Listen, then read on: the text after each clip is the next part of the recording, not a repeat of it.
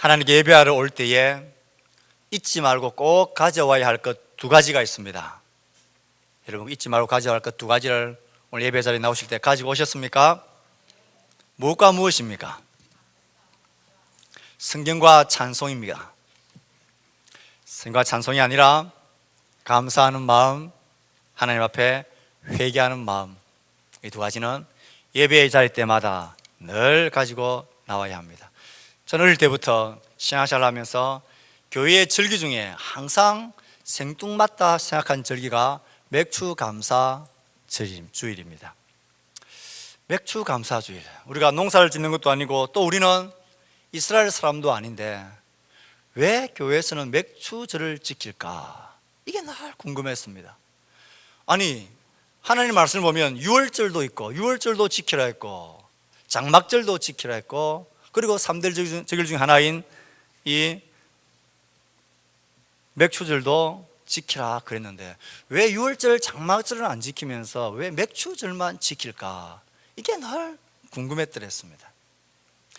교회가 감사주일을 계속 지켜왔기 때문에 계속 이렇게 감사해 왔습니다. 그래서 추수감사주일은 1년의 큰 감사주일이고 전반기를 마감한 맥추감사주일은 전반기를 마감하는 조금 작은 감사주일이다, 이 정도로 알고만 있었습니다. 하지만 이 맥추감사주일은 성령강림주일과도 직결이 되어집니다. 그래서 요즘 교회는 대부분의 교회가 맥추감사주일과 성령강림주일을 따로 지키지 않고 맥추감사주일의 신약적인 성취가 성령강림주일이다, 그래서 성령강림주일로 지키는 교회가 이제는 신학적으로나 교회적으로도 점차 늘어나고 있습니다. 맥추절은 첫 열매의 절기다라는 뜻입니다. 그것을 우리나라 상황에 맞추어서 우리가 첫 추수하는 게 보리니까 보리맥자를 써서 맥추절이다, 이렇게 번역을 한 것입니다. 첫 열매의 절기입니다. 이스라엘 백성들이 출애굽하고 광야를 지나서 그 꿈에도 그리던 가나안 땅에 들어갔습니다. 그 가나안 땅에서 그 땅을 정복하고 그곳에서 곡식을 뿌리고 추수를 하는데 그 첫 열매를 하나님께 드릴 때에 그 감격을 그들은 기억하고 있는 것입니다. 하나님 약속하신 대로 우리를 애굽 땅에서 구원하셨고 이 약속의 땅에서 하나님의 백성으로서 구원을 누리게 하는 그 정표로 첫 열매를 우리에게 주셨다. 그래서 이 첫 열매를 하나님께 드리는 이 맥추절을 그들은 지키고 감사했던 것입니다. 첫 열매의 절기, 이것이 신약에서는 예수 그리스도의 구원의 사역이 성령님께서 오순절날, 그 맥추절날 오순절날 성령님께서 임하셔서 예수님께서 이루어놓으신 구원의 그 놀라운 사역을 성령님이 오순절날 교회에 임하셔서 교회를 탄생시킴으로 그 구원의 사역을, 구원의 열매를 이제 우리가 누리게 되어졌다. 그래서 맥추절의 신약적인 완성은 성령 강림 주일입니다. 그래서 우리도 이제 내년부터는 맥추절 대신에 성령 강림 주일을 지키면 어떨까 생각을 하고 있습니다. 우리 교회가 절기적으로 지키는 큰 감사의 절기가 1년에 4번 있습니다. 이 4번의 절기는 모두 다 우리 가운데 이루신 구원의 놀라운 사역을 감사하는 것입니다. 12월 25일이 되면 성탄절을 지킵니다. 우리를 구원하기 위해서 이 땅에 오신 아기 예수님, 아들을 보내주신 하나님의 사랑을 감사하며 우리는 큰 감사의 절기로 지키는 것입니다. 예수님께서 우리의 죄를 감당하시고 고난받으시고 십자가에 죽으시고 부활하신 부활의 주일, 그 사망 권세를 깨뜨리신 승리의 주일을 우리는 감사하며 부활주일로 지키는 것입니다. 그리고 1년을 그 성령 가운데, 하나님 은혜 가운데 우리를 하나님의 백성으로 살게 해주신 그 큰 감사의 마음을 담아서 우리는 추수감사주일을 지킵니다. 농사는 짓지 않지만 1년에 우리의 모든 삶 가운데 베풀어 주신 하나님 은혜에 감사하는 것입니다. 그리고 이제 우리는 맥추절을 통하여서 성령님께서 우리 가운데 강림하셔서 하나님이 이루어놓으신 그 구원의 놀라운 열매를 교회로서 우리가 누리게 되어지는 그 시작과 성취가 성령님께서 우리 가운데 오신 성령 강림 주일입니다. 그것을 기념하면서 지키는 것, 우리의 신앙생활에 굉장히 유익하겠다 생각이 들어집니다. 오늘은 이 맥추감사 주일이라는 이름으로 우리가 함께 지키게 되어졌습니다. 그래서 우리는 특별하게 헌금도 준비하고 하나님께 감사의 마음을 드리는 것입니다. 어느 교회에 이제 막 신앙생활 하기 시작한 할머니께서 목사님이 하시는 광고를 듣고는 키득키득 계속 웃고 있는 것입니다. 목사님 뭐라고 광고를 하시느냐면, 다음 주에는 우리 교회가 맥주 감사주일로 지킵니다. 온 교회 성도들이 기쁨으로 함께 참여하며 즐거워합시다. 그 광고를 듣고는 이 할머니가 계속 웃는 거예요. 키득키득거리고 자꾸 웃는 거예요. 목사님 하다 궁금해서 내려가서 물었습니다. 할머니, 뭐가 그렇게 좋아서 혼자서 키득키득거리고 웃으세요? 목사님요, 교회가 참 미안합니다. 교회가 왜 맥주 감사 헌금을, 감사주의를 지키는 거예요? 맥주를 감사하는 절기를 왜 교회가 지키는 건지 누구한테 물어볼 수도 없고 웃어서 웃었다는 거예요. 그러면 목사님, 소주 감사주일도 있고 내가 좋아하는 막걸리를 주신 감사주일도 있는 겁니까? 맥주들이 우리에게 이렇게 생뚱맞을 수 있습니다. 하지만 그 맥주들, 오순절이라고 불리는, 7.7절이라고 불리는 그날 성령님 우리 가운데 임하셔서 하나님의 교회의 구원을 확정하시고 첫 열매로서 그 구원의 사역을 우리가 누리게 하는 놀라운 절기입니다. 이 절기를 우리는 하나님께 감사해야 합니다. 정말 감사해야 합니다. 그래서 오늘 저는 하박국 선지자의 이 유명한 고백을 통하여서 우리가 평생을 감사의 삶을 살려면 우리가 기억해야 될 게 무엇일까? 어떻게 하면 내 평생을 감사의 삶을 살 수 있을까? 기억해야 될 세 가지 사실을 함께 나누려고 합니다. 무엇보다 첫 번째 기억해야 할, 감사의 삶을 살려면 기억해야 할 중요한 첫 번째 사실은, 감사는 의지적인 결단이다라는 것을 기억해야 합니다. 그래서 감사할 조건과 제목을 의지적으로 찾아야 감사할 수 있습니다. 하박국 선지자의 형편을 잠깐만 살펴보면 감사할 조건이라고는 눈을 씻고 찾아봐도 없는 상황입니다. 나라가 백척간두에 있었습니다. 바벨론이라는 강대국이 이제 곧 침략해 오면 전쟁의 환란을 당하게 되고 모든 민족들이 멸망을 당하고 죽음을 당하게 될 그 위기 앞에 서 있습니다. 이걸 생각하면 창자가 떨리고 내 몸이 떨리고 내 몸에 뼈가 썩어 내리는 것처럼 고통스럽습니다. 더군다나 소출이 하나도 없습니다. 감람나무, 포도나무, 소출이 하나도 없습니다. 밭에 먹을 것도 없습니다. 외양간에 소도 아무것도 없습니다. 시체말로 아무것도 없는, 이제는 할 수 있는 것은 두 손 놓고 죽음을 기다릴 수밖에 없는 그런 비참한 상황, 그 상황 속에 하박국 선지자가 처해져 있습니다. 그런데도 그는 이 노래의 후반부에 그는 기뻐하고 즐거워하고 있습니다. 기뻐하고 즐거워하는 것, 감사하며 그는 노래를 마감하고 있습니다. 우리의 감사는 감사할 조건과 환경에 따라서 감사가 되고 안 되고가 아닙니다. 그 어떤 조건이든 나의 감사는 내가 감사할 의지를 가지고 감사할 조건을 찾는 의지적인 결단이 있을 때에, 감사할 상황이 전혀 아닌 상황에서도 감사의 고백을, 찬양의 고백을 할 수가 있게 됩니다. 우리에게 앞으로 펼쳐질 삶들은 장밋빛 인생이 아닙니다. 두려움과 고통과 어려움과 환란이 있는 인생일 것입니다. 그렇다면 그때마다 불평하고 원망하고 비난하며 생을 저주하며 사실 것입니까? 아니면 그때라도 의지적인 결단을 가지고 나는 감사의 조건을 찾고 감사하며 풍성한 삶을 살겠다 각오해야 합니까? 물론 우리는 의지적인 결심을 가지고 감사하며 살아야 합니다. 목사님, 감사할 조건과 사항이 있어야 감사하죠? 아닙니다. 반드시 감사할 조건이 있습니다. 찾지 않아서 그렇습니다. 의지적으로 결단하지 않아서 그렇습니다. 어느 시골 교회를 맡고 있는 어떤 목사님이 가을철 그 땡볕 아래에서 배추밭에 잡초를 메고 있었습니다. 가을 햇빛은 뜨겁고 잡초는 끝도 없이 이어집니다. 그저께 뽑았는데도 오늘 또 잡초들이 솟아있는 걸 보면서 목사님 속에서 화가 났습니다. 그리고 내가 목사인데 내가 이런 땡볕에서 배추밭에 이런 끊이지 않는 잡초나 뽑고 있어야 되나? 내가 목사인데 잡초 같은 목사가 되어버렸네. 이런 마음이 들면서 막 잡초를 놓고 있었습니다. 그때 사탄이 이런 마음을 쓱 줍니다. 목사님이 안 했겠지. 목사야, 이래도 너 감사할 수 있어? 순간 그 말을 듣고는 이걸 이겨내긴 해야 되겠는데 한참을 생각하면서 감사할 조건을 찾았습니다. 그리고 이렇게 하나님께 말했습니다. 하나님, 감사합니다. 이 많은 잡초가 메뚜기처럼 이리저리 튀어다니지 않고 한 자리에 가만히 있어서 제가 그 잡초를 단번에 뽑을 수 있도록 하시니 정말 감사합니다. 감사의 조건은 상황에 딸리지 않습니다. 의지의 결단입니다. 몸이 아파서 병원에 누워 있어 보십시오. 불평 원망도 할 수 있지만 감사할 수도 있습니다. 병원에 누워 있으면 이 사람 저 사람이 나를 찾아옵니다.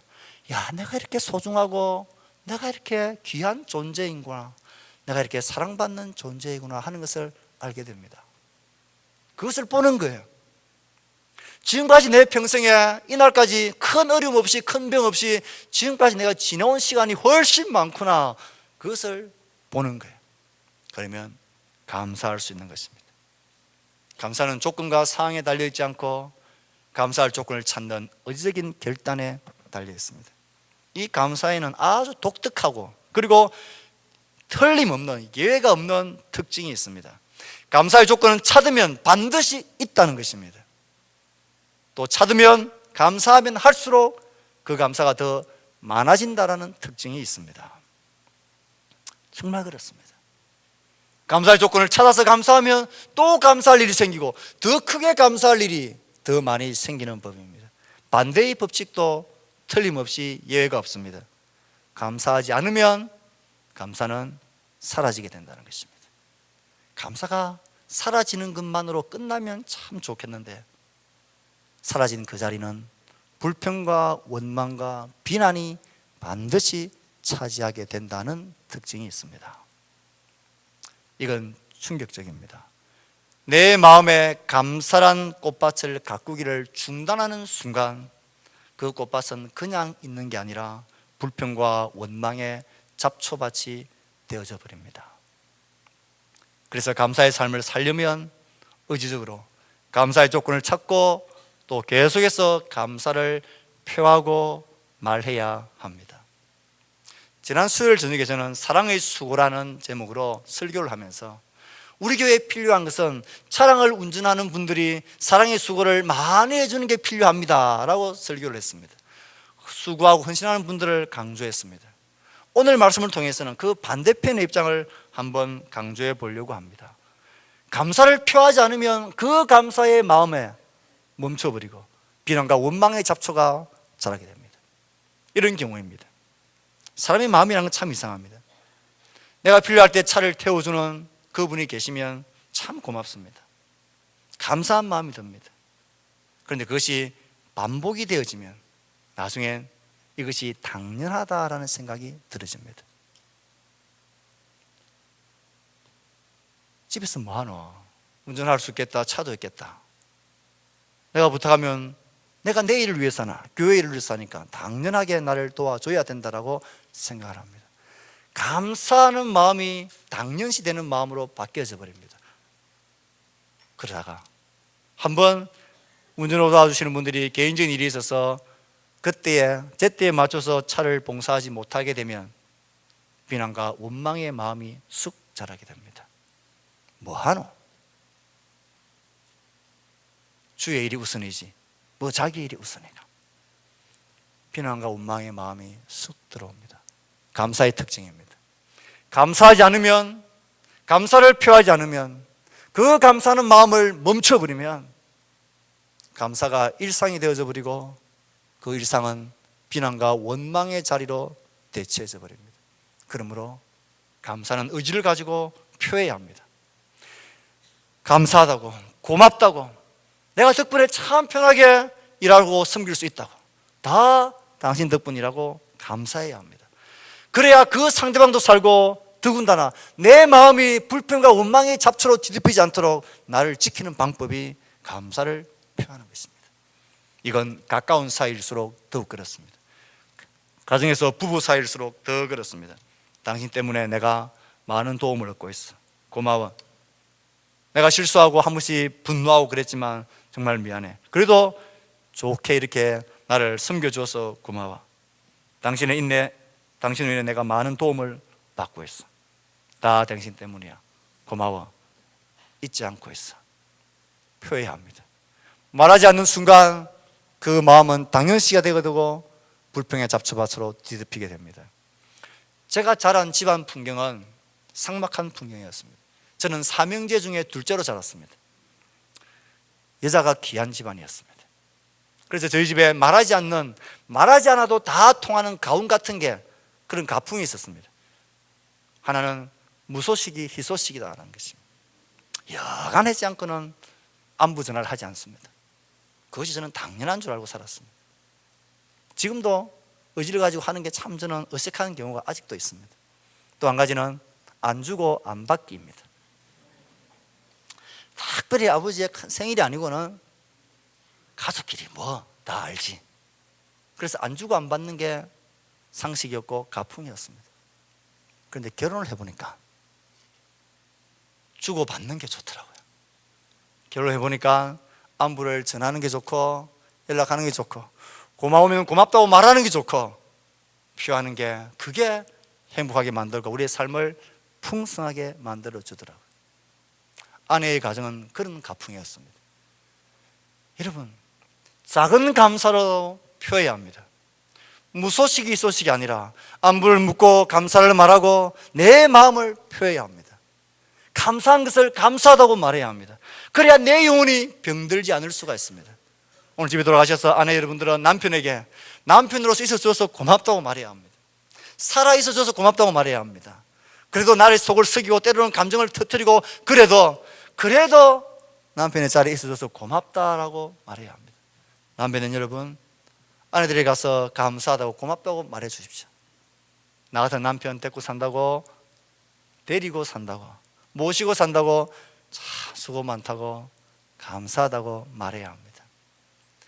감사하지 않는 순간 우리의 마음은 불평과 원망으로 뒤덮이게 될 것입니다.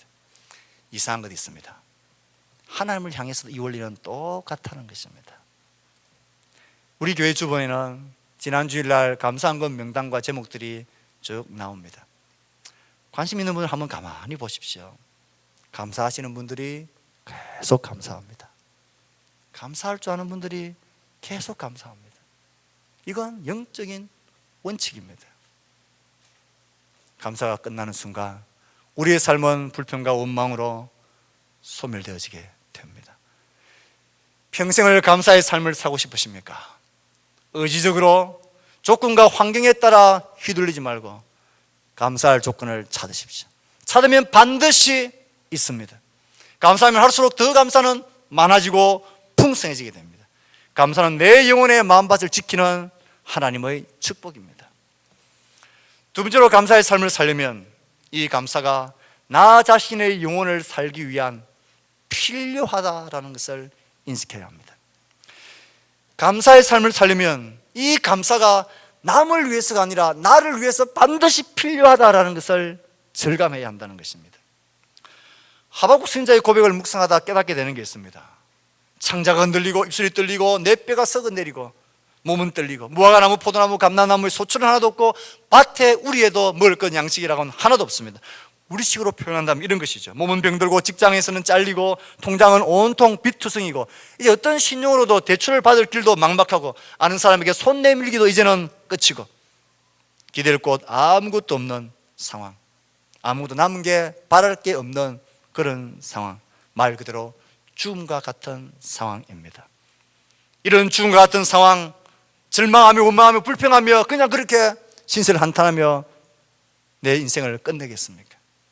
아니면 이런 상황에서 절망하지 않고 일어서기를 원하십니까? 일어서기 위해서 반드시 필요한 것이 감사하는 것입니다. 내 삶 가운데, 지금 이 처지 가운데 내 삶 가운데 감사의 조건이 뭐가 있는지를 찾는 것, 이것은 내 영혼을 살게 하는 하늘의 은혜입니다. 감사는 나를 다시 일어서게 만듭니다.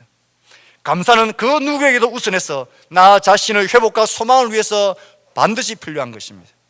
이 절망적인 상황 속에서 하박국 선지자는 그냥 절망하며 통곡할 수 있었지만 내 영혼이 그렇게 망할 수 없어서 감사할 조건을 하나님 앞에 찾고 내 영혼이 살고 소망 가운데 기뻐할 수 있는 감사의 길을 택하고 있습니다. 사랑하는 성도 여러분, 감사의 삶을 살고 싶으십니까? 이 감사가 나에게 반드시 필요하다, 필요하기 때문에 이 감사가 나를 위해서 꼭 있어야 된다 생각하셔야 합니다. 다른 식으로 표현한다면 이 감사는 우리의 신앙생활에 있어서 내 영혼의 독립선언과도 같습니다. 무슨 의미입니까? 우리가 살아가는 이 세대, 이 말세의 풍조에 대해서 성경은 이렇게 말합니다.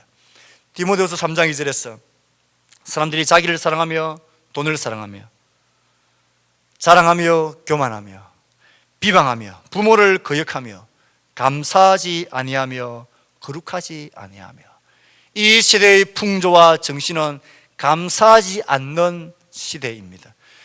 주어진 것으로 만족하거나 감사하지 않습니다.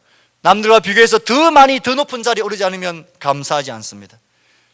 내 힘으로 내 자신의 능력으로 여기까지 왔다라는 교만이 우리의 마음을 가득 누르고 있어서 감사하지 않습니다. 더 많이 가져야, 더 높아져야 만족할 수 있지, 절대 감사하지 못하는 인생이 이 땅은 이 세대의 삶입니다. 그런데 이 세상 풍조와 철학과 정신에 나는 그렇지 않습니다. 나는 그런 통치에, 그런 원리에 나는 굴복하지 않습니다. 나는 그 원리에 지배당하지 않습니다. 나는 하나님 나에게 주신 것으로 감사합니다. 나는 이 세상의 원리에 굴복당하지 않는 독립된 자유한 신앙의 영혼입니다. 내 영혼의 독립선언입니다. 감사는 내 영혼이 이 세상에 매이지 않았다는 증거입니다. 감사는 만몬의 우상 앞에 절하는 돈의 욕심에 찌들린 세상 풍조를 향한 하나님 백성들의 신앙의 독립선언입니다. 내 영혼과 삶의 만족과 기쁨이 외부적인 조건, 환경, 더 많은 떡덩이에 달려있지 않다는 것을 선포하는 것이 감사입니다. 내가 가진 떡의, 돈의 많고 적음에 이것 때문에 살고 죽고 울고 웃는 그런 치사한 존재가 아니다라는 것을 선포하는 것이 감사의 고백입니다. 나의 삶의 의미는 근거하게 오래 사는 것에 있지 않다. 모두 다 그것에 매여서 살고 있지만 나는 그런 인생이 아니다라고 선포하는 것이 감사의 고백입니다. 감사는 내 영혼의 신앙 고백이자 내 영혼의 독립선언입니다. 사랑하는 성도 여러분, 감사하십시오. 이렇게 감사하면 뭐가 달라지냐고요? 목사님, 그렇게 감사한다고 해서 나의 조건과 환경이, 이 엉망진창인 환경이 뭐가 달라집니까? 그렇게 묻고 싶으십니까? 저는 되묻고 싶습니다. 그럼 그 자리에서 원망하고 비난하고 불평하고 앉아있으면 도대체 뭐가 달라집니까? 달라지는 게 없느냐고요? 달라지는 게 있습니다. 상황과 환경과 조건은 달라지지 않지만 그 상황 속에 있는 나의 마음이 달라집니다. 나의 속사람이 달라집니다. 내 영혼의 상태가 완전히 달라지기 시작합니다. 감사는 상황을 바뀌기 전에 그 상황 속에 있는 나를 바꾸어 놓습니다. 보이지 않는 하나님이 조금씩 뚜렷하게 보이기 시작합니다. 어디서부터인가 감사하기 시작하면 내 속에서 소망과 믿음의 빛이 비추기 시작합니다. 똑같은 상황을 바라보는 나의 눈이 달라집니다. 이것이 끝이 아닐 수 있겠구나. 소망이 감사할 때에 생겨나는 것입니다. 그러므로 내가 살기 위해서라도, 내가 다시 일어서기 위해서라도 감사가 필요한 것입니다. 내게 부족한 것, 없는 것, 불편한 것 때문에 속상하고 죽을 것 같습니까? 그러나 하나님의 백성은 결코 그것 때문에 죽고 사는 존재가 아닙니다. 감사야말로 이것을 고백하는 우리의 독립선언입니다. 사랑하는 성도 여러분, 감사하십시오. 감사는 내 영혼을 살기 위한 필요 조건입니다. 마지막으로 감사하는 삶을 살려면 믿음으로 하나님을 보아야 합니다. 성도들의 모든 감사는 예외 없이 하나님과의 관계 속에서 시작됩니다. 그런 점에서 감사는 하나님을 바라보는 믿음의 척도를 우리에게, 믿음의 척도가 되기도 합니다.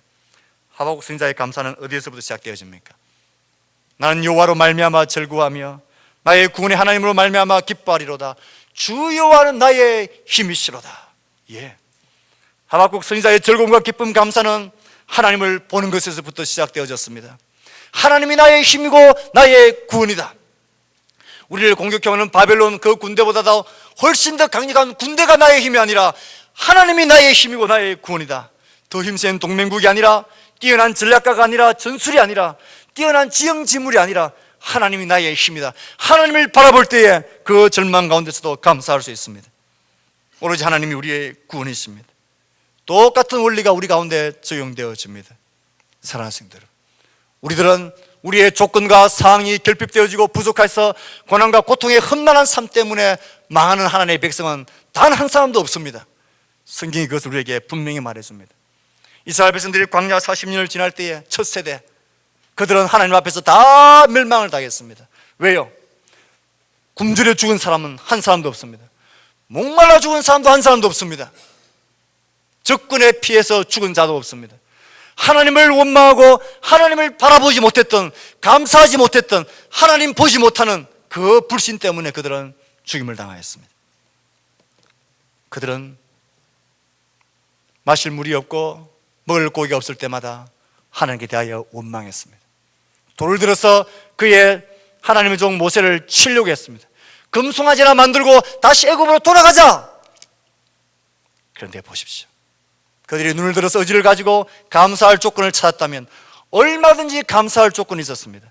그렇게 외치던 그날, 돌을 들고 소리치던 그날 그 아침에도 그들은 하나님이 내리신 하늘의 만나 양식을 먹고 배불렀습니다.